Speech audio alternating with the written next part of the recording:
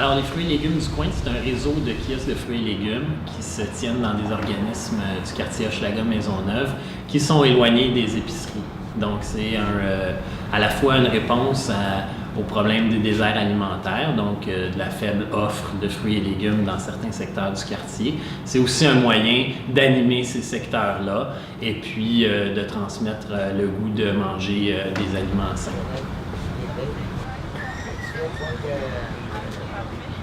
Quand je viens ici, le monde est agréable. Puis, les fruits, c'est pas donné. Fait qu'ici, on paye meilleur marché, puis j'en profite. C'est moins 100 mètres parce que je suis diabétique.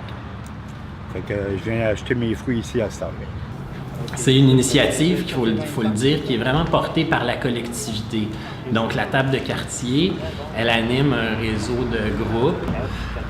On a le C3S qui fait partie du projet. On a également le Centre des jeunes Boys-Vio, le Carrefour par enfants, le GCC La Violence, le Chic Resto Pop, puis les cuisines collectives. Donc, tout ce monde-là se tienne pour amener les fruits et légumes à la population du quartier.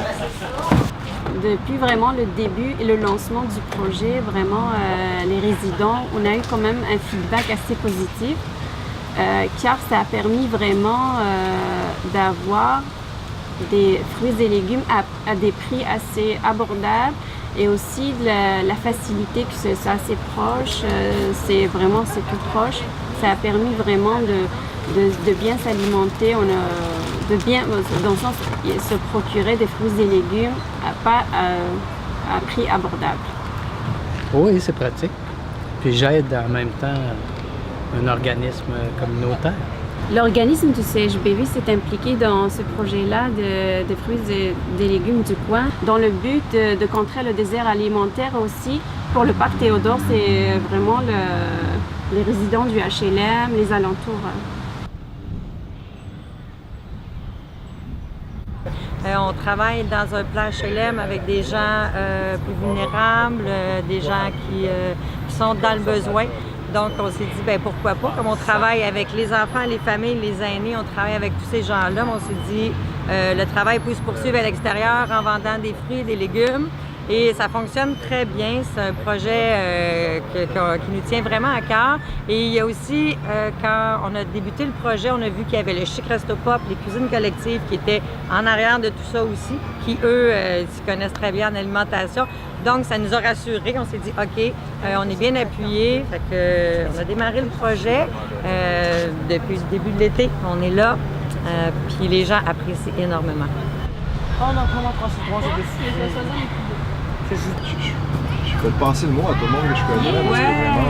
Parce que c'est une initiative qui vraiment me paraît fantastique, puis je veux l'encourager. Puis de toute façon, c'est ça, mes moyens ne me permettent pas nécessairement de me faire une épicerie aussi grosse que ça avec 6,50 $. Je ne vois que des avantages dans tout ça.